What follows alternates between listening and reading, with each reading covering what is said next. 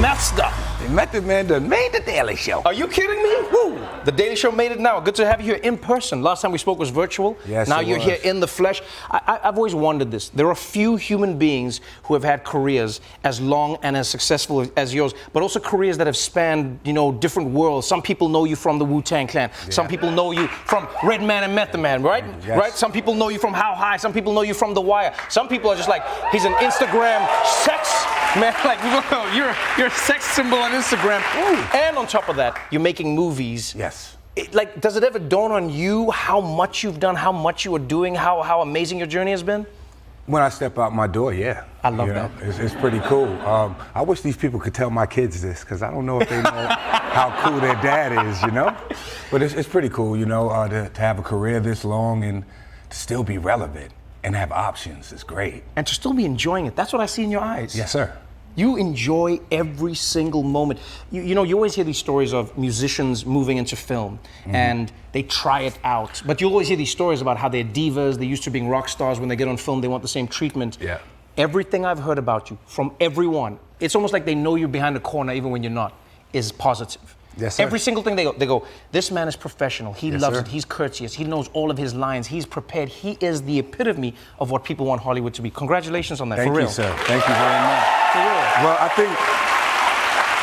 I think the biggest problem with some musicians or certain artists who try to branch into acting is they say things like, I'll try it for a minute. Right. This is something a lot of actors study for years. There are actors out there right now that you guys probably haven't even heard of that are cutting their teeth every day, every month, every year, still working a 9-to-5 job, but making those auditions, So who am I to cut the line and not do the work, So I love that. Yeah. The new film that's coming out on Paramount Plus it's an amazing story. We saw the clip, and I love how much this film ties into your life, because this movie is a story of a talented young woman who's trying to get into the rap game, and your character plays a pivotal role in shaping her world. I would love to know, when you first read the script and when you first heard about this story, and even when you were making it, were there parts of the journey that reminded you of your ascent into rap? Absolutely. That's why the character I played is named Supreme. That's why I wanted to play him as honest as possible. I mean, of course, it would be apparent that he would supposedly be the villain in a story like this, because artists, the one thing that we like to hold on to when we do our art is our integrity. Right. And compromise is out of the question if you're a true artist. And Supreme comes across as someone that tells you straight up and down, yes, you can still be an artist, but you can compromise as well so we can get this money.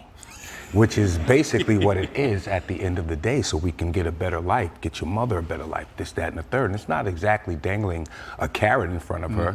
It's just saying, I can make you better than what you are, right or wrong. You had periods like that in your life, I'm assuming. Yeah. You had periods where you could have chosen a fork in the road. I mean, like the Wu-Tang Clan wasn't exactly the most, just like, accepted in terms of commercial. Now you go everywhere and people, Wu-Tang, and people have grown up with you. Yeah, white people love us. Exactly. There you go. Say it. You can say it. You can say it. You said it, not me. You said it.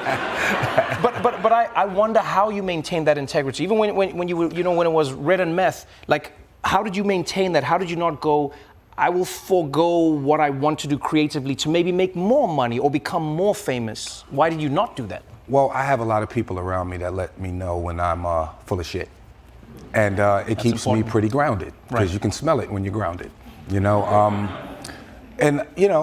where I'm from, every opportunity that comes along is something like a blessing, and like I said, to be doing it this long and for people to still, trust me enough to work with me is just great. And the grounded part is I was born that way.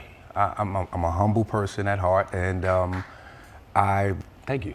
I like how they started. They're like, no, wait, I don't want to interrupt you. And I lean on family and friends as much as possible. I was thinking about this today when we were talking about you coming on. I was like, you are a living hip hop legend.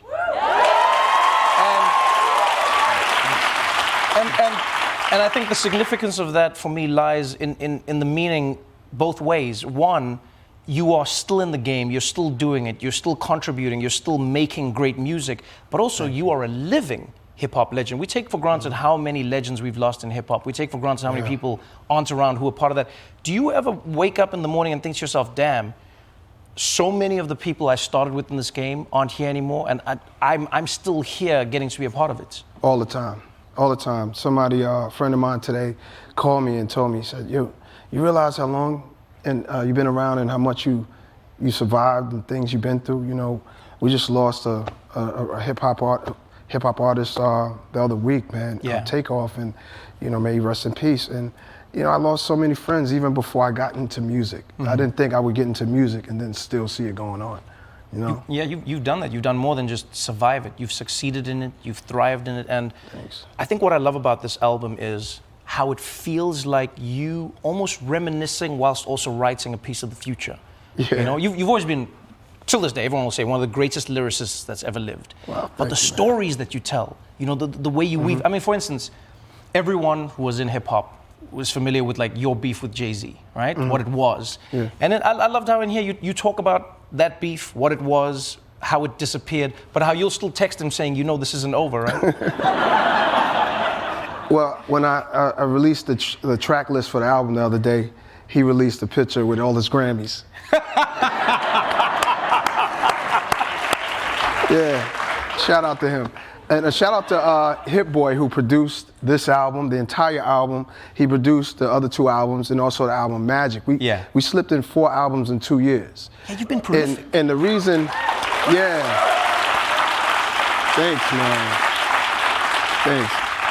And the reason I think it happened is because we started the first one in 2020 when the pandemic hit. Yeah. So at first I was scared to come outside, and then Hit Boy was in the studio like, come on, man, it's like a month, you didn't leave your house. And he got me to come outside and had nothing else to do. Right. And we finished the first one really quick, and we said, we should do this again. And here we are with the 3rd one on my label, Master Pills. I would love to know, I'd love to know that. When you look at hip hop as a whole, you were there when it was only seen as gangster rap. You were there when it was completely ostracized from society. Now it's at the Super Bowl. Now it is, at a hockey game. I remember that's when I was like, wow, okay, hip hop has done it. No, for real. Right. I'd love to know, where you would like to see the game progressing to now that it's not in the exact same place it was before. I think it evolved, and I think people can realize that you don't have to be scared of it. We learn from our mistakes, and then we can grow in it. We don't have to stay doing one thing. Right. The ones who stay doing one thing, unfortunately, they fall off. And we have to understand that like hip hop is going on 50 years, and we've been behind this whole 50 years will be next year. Hip hop's been alive, so we've been behind trying to curate this museum that's coming up in the Bronx right now. That's amazing. And the mayor has even gotten involved. That's amazing. Mayor Adams, and I noticed one thing with the culture is like artists don't think they can go past one way, or we have to be all in one like area trying to fight for crumbs. And it's like hip hop's a multi-sound genre. So it's like in rock you don't compare Kiss to the Rolling Stones, but in hip hop for some reason we're fighting it for the same thing, and you feel like you have to be the #1 guy all the time. So hip hop is multi-sound genre. You can have multiple things going on at once. Doesn't matter if you're 20 years old or 40 years old or whatever. It's a beautiful culture, and I love all of it. So I think that we should all, as writers, get out of your comfort zone and spread your wings and expand with your sound. T-Pain himself. Yeah, man. Welcome to the Daily Show. Welcome, first of all. Second of all, thank you for welcoming us. Obviously, we know you started your career out in Florida, but you've made Atlanta your home, and it feels like Atlanta has fully adopted you as its own. Absolutely, man. Absolutely. There's no denying that music today cannot say, especially hip-hop, cannot say that it hasn't been shaped by T-Pain. The sound, I appreciate that. the way you've created everything from how you used auto-tune to the way you defined the music. You've also been really vocal about the journey that you've been on. I found it interesting. I mean, it was terrible for you, but people started blaming you for music. Like you came out with a style of using autotune that nobody had ever seen before. Right. In my humble opinion, I'm not a musician, but I felt like you used it properly. Then everyone just came out and everything, you know what I mean? And then people started saying to you, they're like, oh, T-Pain spoiled music, T-Pain destroyed music. You went into a depression and you spoke about how you had to work on your mental to come out of this. Absolutely. I love being vocal about things like that because it wasn't set in the blueprint before me. Everybody was always, it's all about blinging, it's all about having a bunch of money and having all this, and nobody tells you about the down. Right. Everybody always tells you about the up, and I always look back at the people that came before me, and I'm like, why didn't y'all tell me about this? Like, according to them, it was all it's money, girls, big house. Somehow your wife don't find out about any of that. The fantasy world. But nobody told us about the down. So I try to stay vocal about that to let people know these things are gonna happen. As much as you try to create this perfect world around you, no matter what you do, you can have charities, you can do all these great things, you're still gonna have these downs because there's no magical world in the multiverse that everybody is happy all the time. And I feel like it's not just that. I feel like you've also had to do what few people ever, think they'll have to do, which is ride a wave of immense success, go through a period where, your mental is challenged. As you said, you struggled with depression. Yeah. And then financially, you've shared the stories of how, you thought you had it all forever, and then you realized that the wrong people can give you the wrong advice. All of a sudden, your money's not where it's supposed to be. Absolutely. But then you had to build yourself back up. And now, Nappy Boy is back in the game. Yeah. You're mentoring artists. You're creating music that's moving the culture forward again. Where does T-Pain go from here? Because very few people have been in the second peak of their life where they have to rebuild everything and they have the opportunity to do it all again. What would you do? What would you do differently, and why? Condoms. That would probably be.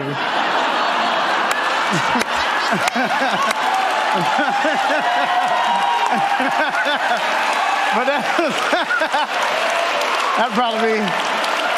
I'll probably invest in them bitches.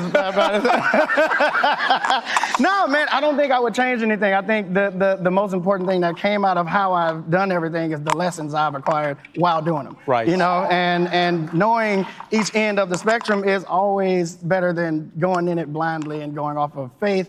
As I said, having that information, if I would have came into the game and I would have stayed successful for this long, the downfall would have just been from a higher height. Right. Like, you know what I'm saying? So I kind of embraced the fact that I was able to go jump in the kiddie pool real quick and then move to the high. I just wanted to have that experience in my life, and I don't regret any part of it. I love everything we're doing. That's a good way to live life. Yeah. That's a good way to live life. Thank you so much for joining me on the show. Bro. I appreciate you so much. Thank you, man. All the best. You gave so much to your fans, but there's no doubt that you also gave so much to hip-hop as an industry, just as a concept. Now you hear hip-hop everywhere. There was a time when hip-hop had one of the worst stigmas attached to it. And I know a lot of record executives back in the day didn't want hip-hop associated with R&B. They didn't want hip-hop in any sort of mainstream music. But you fought to have it, not once, not twice, not three times, but on every single song on that album. What was it about hip-hop that Mary J. Blige loved so much that made you go, you know what? I want to give hip-hop a platform in my album, in my world? Well, because growing up in the inner cities and in the projects, hip-hop gave us a voice. Hip-hop gave us an identity. It spoke our pain, Right. Every rapper, it gave us something to dance to. It gave us something to feel swaggy to have attitude, to just, wear all of our chains and all of our jewelry and be proud of who we were growing up, in the inner cities. And, and that's, hip hop won me my first Grammy. You're All I Need was my first Grammy ever. And I was proud of that. And I'm proud to be the queen of hip hop soul, because hip hop has given me from the first time I heard the Funky 4+1 More and the Sugar Hill Gang. Like, I was a little girl. It gave me something. It gave us attitude. It gave us dimension. It just gave us, the shit that we have. Yeah, it feels like you're on a different journey, and it feels like the moniker of queen is going to just move from one industry to another. I mean, you are the queen of hip hop soul. You are the queen of R&B. And now every time we see you on screen, it feels like it's only a matter of time before we also go, no, Mary J. Blige is also the queen of Hollywood, because, I mean, 2 Oscar nominations is no joke in anybody's career. And now the movie Respect is going to be coming out. You once again, I mean, every time you're on screen, there is something that you give to the audience that goes beyond just the acting. And I would love to know from your side, where do you think that love of acting came from, and what do you think it is about acting that you so seamlessly, and maybe it's not seamless, but it seems so seamlessly slide into, and it just seems like it is you? Well, when I was a little girl, I was put in a school play, a Christmas play by my music teacher, and I did really well. And that was the word in school. Wow, Mary did really well. But that was something I had to leave, because living, where we lived, you couldn't just be happy about anything. Right. So I had to leave that there. And then when I got in the music business, it came back again. The Jamie Foxx show was offered to me, and I played Ola Mae, and I think it was 1996 or something like that. And then Strong Medicine came, and everybody, saw that, I could act, and I was like, oh, I guess I can. So I'm gonna keep trying. So I just kept pushing for things that would challenge me. Although I was still singing, that's what I did. I wanted to do that. I always wanted to act, as a little girl. And so when it came to me as a woman, I was like, let me go for this. And I went for it. And when I got the 2 Oscar nominations, it scared the hell out of me, because I was just going to do a movie and put all my pain on the table. And I didn't know it was going to come back into Oscar nominations. So people believe in me now. Now I got to work harder, at the craft. So it's just amazing. Yeah, well, I'll tell you this, as a fan, as just one of the millions and millions and millions of fans, I just want to say thank you for being a soundtrack to our lives. Thank you for finding your joy on the other end of that story, because all too often, some of our favorite artists never get to reap the rewards of all the things that they've helped create. 90s hip hop, I'm sorry. I mean, hip hop is great all the way, all the time, boy, but here we 90s go, hip hop, here I we know, go. I know. Oh, you here know we I'm go. trying to preference it, Oh, right? here I'm we trying go. But 90s hip hop, 2000s hip hop, there was a movement at that time. There was a pureness, there was a uniqueness. I think there were so many crews, and so much, I don't know, the energy at that time was great. And that, for me, with this show, I was like, if we can capture that, people who know about that time will love this show. But also, it's not just the music, it's the women. Like, our stories are so complex. There's a lot going on for all of us, within us individually, but then as women just coming back together and having a sisterhood. And also, not fighting with each other. Not being like, I'm the only one. It's like, no, we are a sisterhood. And yeah, it just feels really nice. Yeah. Let's talk a little bit about that 90s hip hop versus today's hip hop. I mean, every generation loves its hip hop. I know, and I try not to sound old saying that, because when you start talking about that, and it's just like, no, but am I old or like? No, but I think everybody just has the hip hop that, like, there's the hip hop that shaped your life. Yes, you know what I mean? Definitely. That's what it is. Definitely. So I wonder, when you look at hip hop today, for getting like better or worse or anything, what do you see that's different? There's got to be something that you look at now where you go like, man, I envy that element of hip hop. Oh, yeah. And then there's got to be one part where you're like, man, I'm glad I'm not around for that part of hip hop right now. 1,000,000%. What I envy is the fact that you don't need a label, you don't need a co-signer, you can get out there and find your people the way you want to. I envy that. I love that. What I don't is there's a lot of clones. I feel like back in the day, uniqueness was celebrated. Right. And I think now there's a lot of the sameness. And that, to me, I'm just like, it makes it boring a lot of the time for me. Not everyone, because there are some dope artists out that I actually really do love. Right. But yeah. How did you stay you? You know, because in your day there was so much A&R. Yes. There were so many people saying this is what you should be. Yes. This is what, and it's like, and I remember when Eve came out, I had not seen any rapper like that. I mean, I'd loved Lil' Kim. Yes. You know, I'd loved Rod Digger. Yeah. I had loved so many female hip hop artists, and then you came and it was completely different, but you stayed you. Yeah. I'd love to know how you did that. I I'm got sure there was lucky. external pressure. It definitely was, but I got lucky. With Rough Riders, they never tried to change me. The only thing they tried to do was cover me up more, actually. Like, they didn't want me naked. They were like, no, you need to put this vest on Are you now. serious? Please. If I had on a tank top, they like, put on a Rough Rider vest. Like, it's just, but they also only let me be me. They allowed me to be me. And they saw that I wanted it so bad. I hustled with the guys. I wrote. If we were in the studio 24 hours, I was in the studio 24 hours. And they just allowed me to be me. That being said, there were execs when I would go into meetings that definitely were like, you know what, you could do this, or you should bring this down, or maybe you should, or who are you dating? You shouldn't be dating him. And so it wasn't from the Rough Rider side, it was more from the exec side.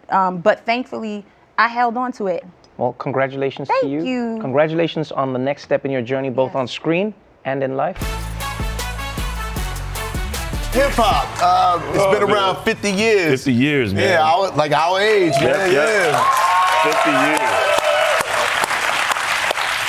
Why do you think it had such an impact so soon? It's only 50 years. Like, rock and roll been around way longer. Hip hop is pretty young. Why do you think it had such an impact?